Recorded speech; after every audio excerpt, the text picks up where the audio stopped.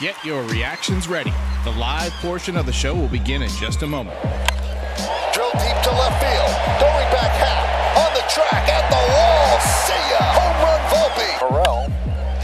See if they turn two. They don't get any. Line drive sinking. Base hit center field.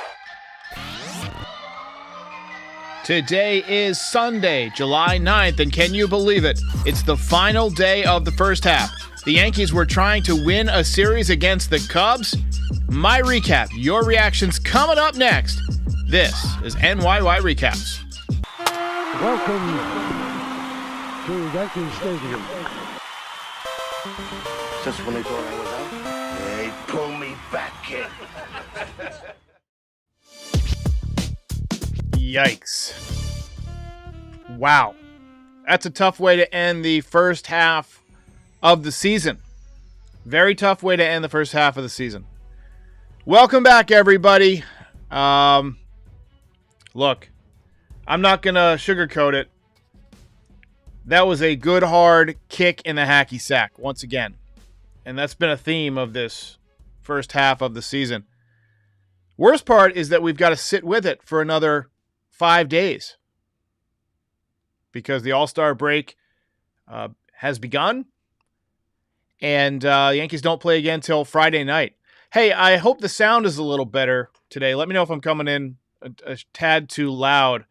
I switched out my cables, a USB for an XLR. So the sound should be a little bit more crisp. I wanted to just add a little bit of quality to the audio. But let me know if it's a little bit too loud. Alex Valario says, "We suck again." Look, final day before the All-Star break, you always want to end the first half on a high note. You want to be feeling good as a player when you're on vacation or whatnot. And as a fan, you don't want to have to sit and soak in that for 4 or 5 days. But now we're going to have to. One of the worst losses of the season. They got bad management today. They choked away what would have been a nice victory and a nice series victory with some questionable managerial decisions and some sloppy defense. Tommy Higgs says Herman was cruising at 74 pitches. We will get there. Believe me, we will get there. Boone definitely came to get him too early. But Torres made a critical error and the Cubs capitalized. And this one I'm putting on Torres. Tried to rush a double play. Booted it. And then you have to credit the Cubs for coming back, making us pay. But that was a critical error. Should have been a double play.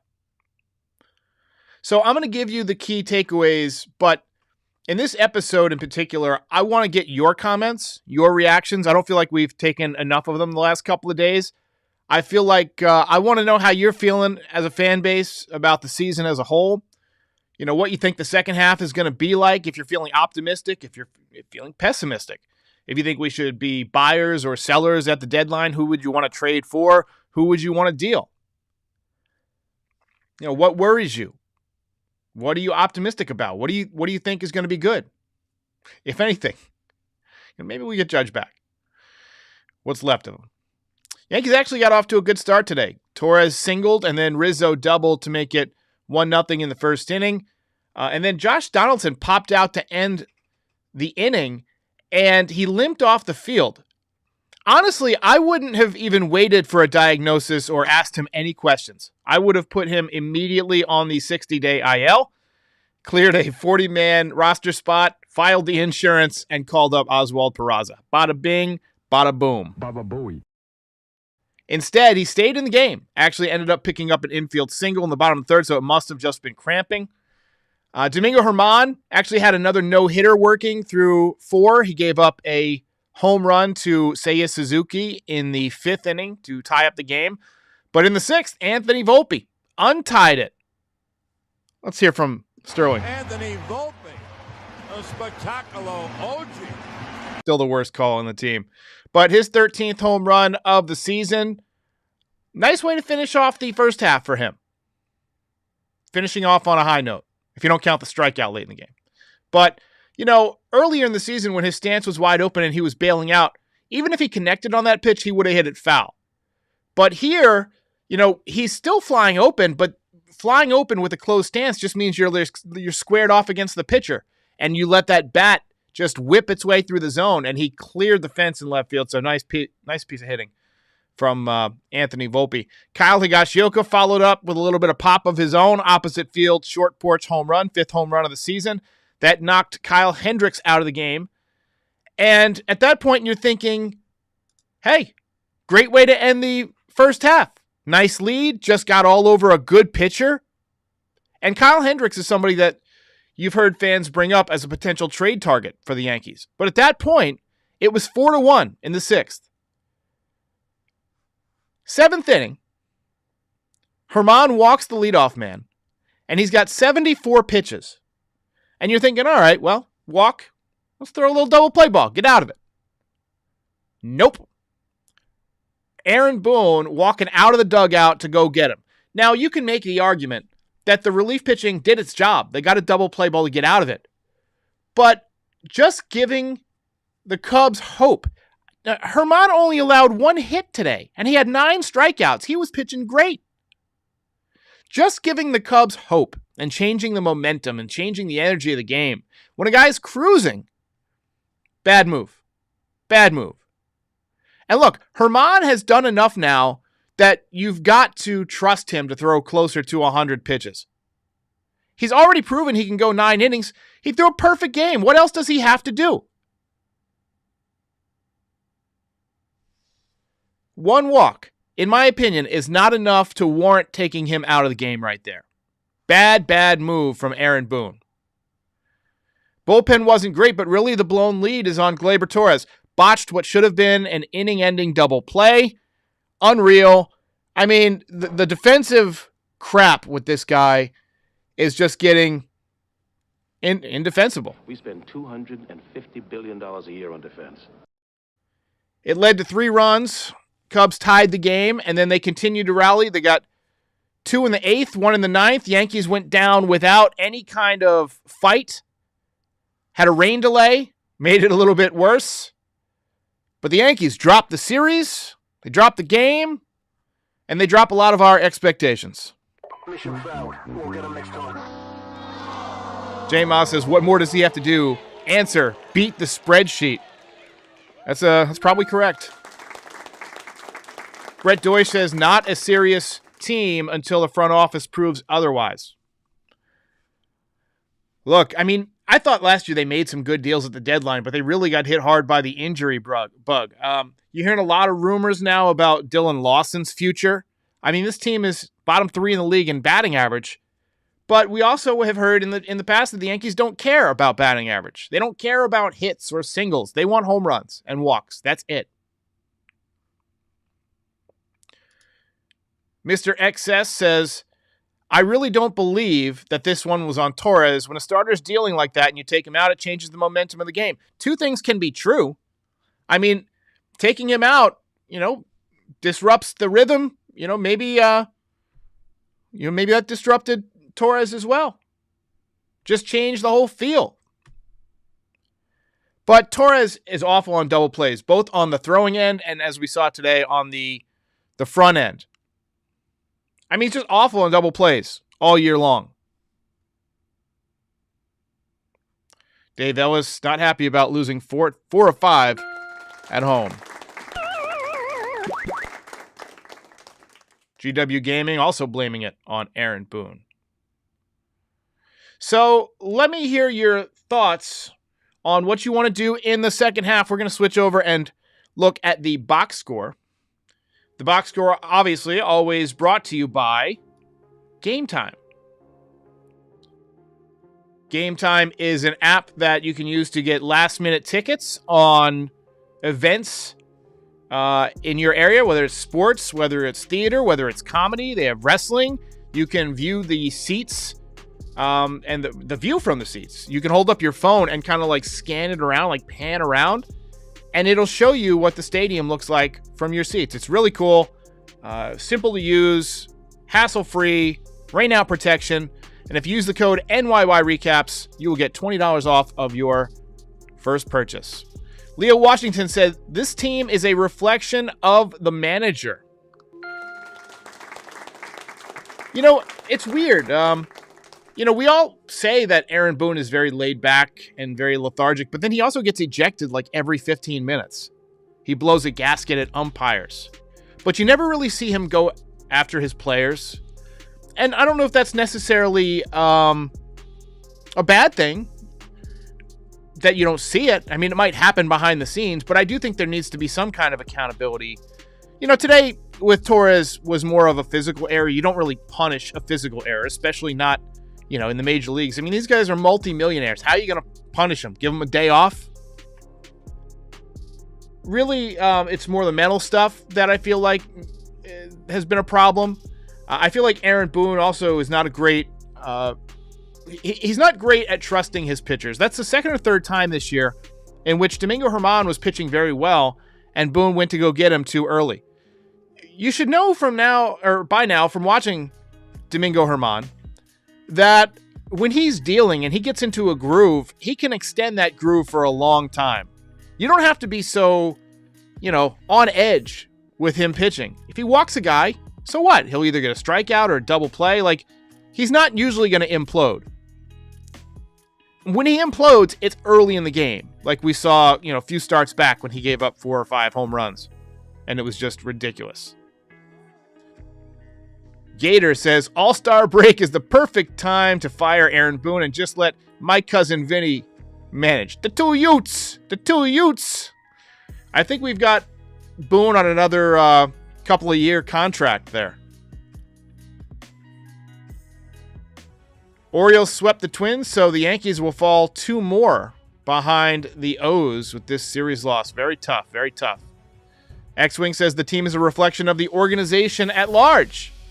I mean, I think that's obvious, right? I mean, any team is going to be a reflection of what the organization puts together.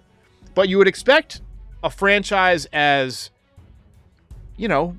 well-known and as well-financed as the Yankees to put together something a little bit more modern.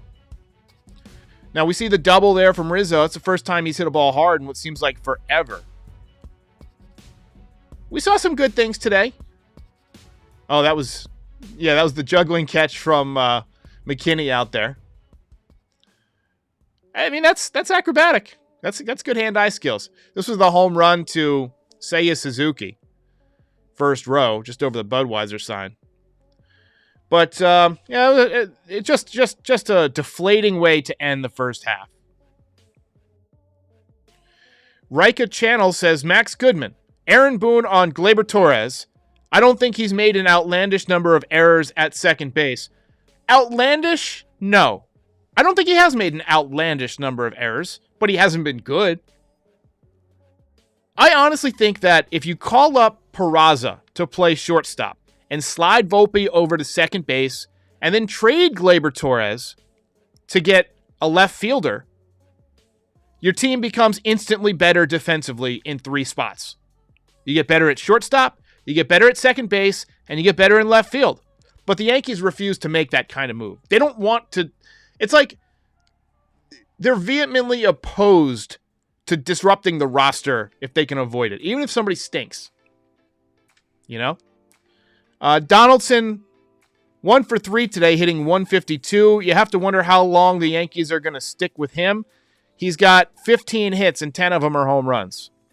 I mean, they like the power. But you got to get some singles. Today was kind of unusual that he did have a single. Lou Rom says management should blow it up and start new next season. We can't keep doing the same thing over and over again. Q says that Gleyber Torres makes critical errors at critical times. Nailed it.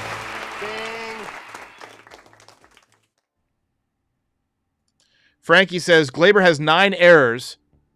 9 errors more than any other second baseman in the league this season. Is that correct? Like 9 more than number 2? That can't be right. Or does he have 9 errors, comma, more than any other second baseman. There's no way he has 9 errors more than any other second baseman. Let me take a look at his error numbers. He has 9 errors on the season. Let's take a look. He has 9 errors on the year. So, yes, he leads the American League in errors by a second baseman. I feel like we should take a look at his baseball savant and just kind of see if it'll load, first of all. But just kind of get a feel for what Gleyber's giving us on the metric side of things. Now, it can take a couple of minutes for this to pop up on my stream. All right, it's working. Here we go. So we're going to take a look at it. Average exit velocity in the 46th percentile, so lower than average. The K rate, really good, 90th percentile. Outs above average, 57th percentile. So he's a little bit above average in terms of the number of outs he gets to at second base. Arm strength, not great, but again, at second base, you don't really have to throw it with any kind of velocity usually, unless you're trying to turn a double play. And he has struggled on turning that double play. I think some of it is that he doesn't get a good grip on the ball. So you see a lot of like high throws, a lot of errant, like wide throws. Maybe he just needs to get a better grip on the seams. I don't know. But that's up for the coaches to figure out. But you see a lot of red, like or at least like reddish colors. I think the Yankees could get something for him. And honestly, the way the season is now, you're not in a position to make the playoffs.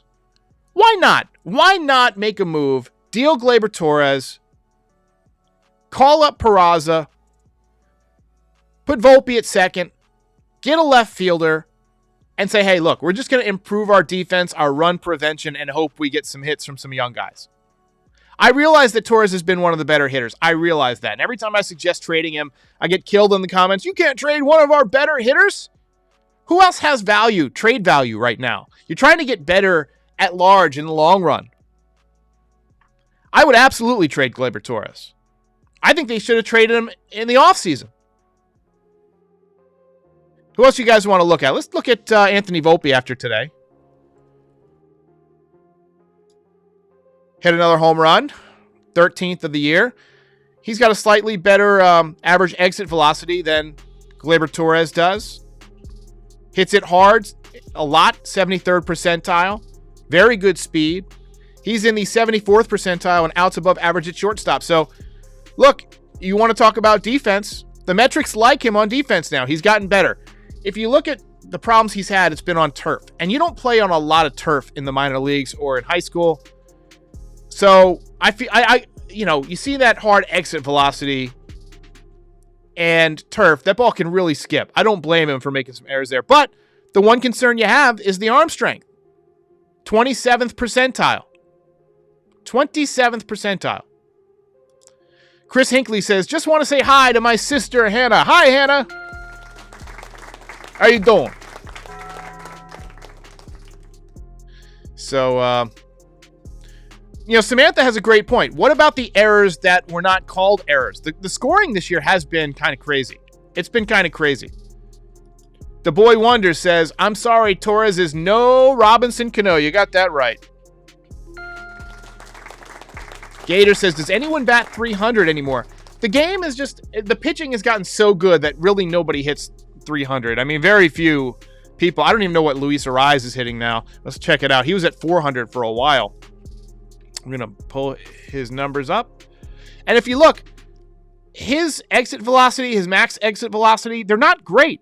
He doesn't even hit the ball that hard. But look at all the hits. Guys who can spray the ball around, who have that contact skill, I mean, that's huge. He is hitting 384. Not too shabby. And the Yankees probably could have had him if they wanted him. 26 years old, second baseman. Who else do we want to look at? Let's take a look at Harrison Bader. Take a look at Darth Bader on the season. So obviously not a ton of data because he's missed so much time, but he's above average in exit velocity, in speed, in outs above average. He's in the 96th percentile. So he's one of the best center fielders in the game outfielder jump. He gets excellent jumps. I've said this repeatedly. A lot of times by the time the camera switches to center field on fly balls to center, he's already begun his route. He's already in motion. Arm strength, very good, although I do think he needs to hit the cutoff man more. We've seen him overthrow the cutoff man on throws home a couple of times this year. He wants to be a hero. He knows he's got a good arm. But if you use that arm and just throw a good, clean strike to the cutoff man, you give yourself a much better chance. Believe me. Take a look at Giancarlo Stanton. He also might not have a ton of data because he's missed so much time. Sprint speed is going to be awful. 5th percentile. So he's got, oh my God, this is such a Giancarlo Stanton StatCast page. He's got 2 items. Max exit velocity, in which he's in the 100th percentile, so better than everybody. Best in the league. And sprint speed in the 5th percentile. Unreal. Let's take a look at Garrett Cole.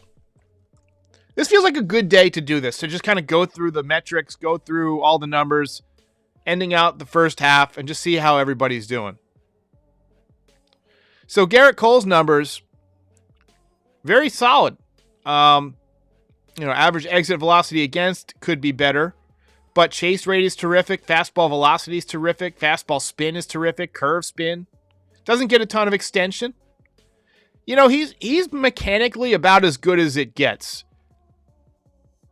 And, that's a good thing because if you got bad mechanics, you're more likely to get hurt, and he always takes the ball. Now, that's not saying he's not going to get hurt because pitchers get hurt all the time.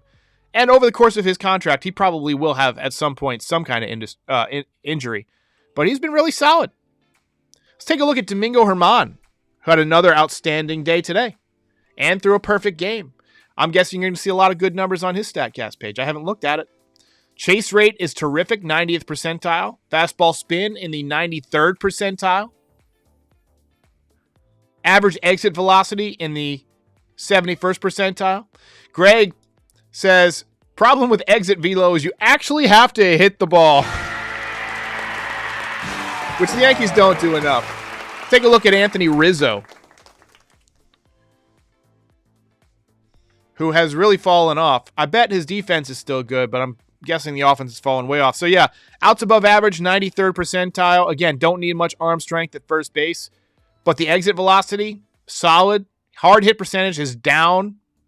Expected batting average and slugging both down. Strikeout rate about league average. Walk rate a little above league average.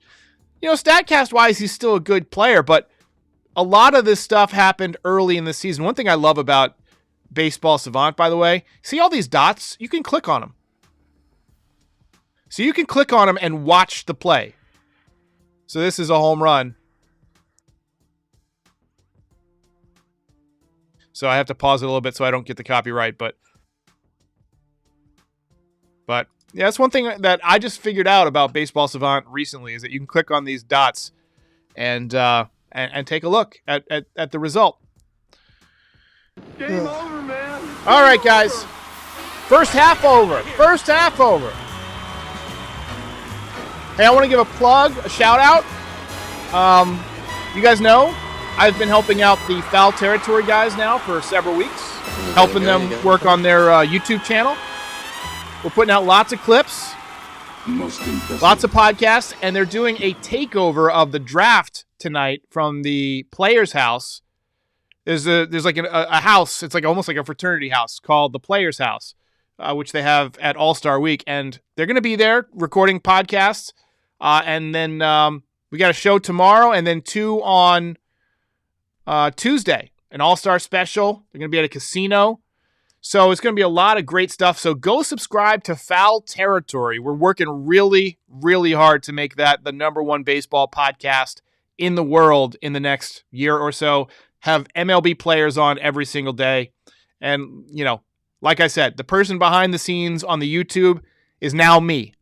So if you enjoy the content at NYY Recaps, I think you will enjoy the content at Foul Territory. I don't get to steer the content very much, but, they have conversations, and I can take videos from those conversations and, add a little bit of pizzazz to them. And I think you guys are really going to like what we're putting out there and what we got planned. So Hey, look, half one is over. Lou Rom with the dono. Appreciate that. I will be back Friday night. If something happens over the next several days, it usually doesn't, but if there's a trade or something or somebody gets injured, I'll come back on and do a live stream. Now, we got the trade deadline coming up. Last year, I think I went live like as soon as things happened, but I think I've decided this year I want to do a show like maybe an hour after the deadline is over, like an evening show, so that way we can have more people on, because people work during the day or whatever. So I was thinking if the Yankees have a game that night, I don't know what time the game is, we would just go live like an hour before the game and just do like an hour-long trade deadline update special episode. Maybe we'll have somebody on and talk about it, but it'll be a ton of fun. And then, hopefully the Yankees will play better in the second half. And I'll be here with you after pretty much every game. Until next time, thank you so much for a great first half, guys. I'll see you then. Ball game over.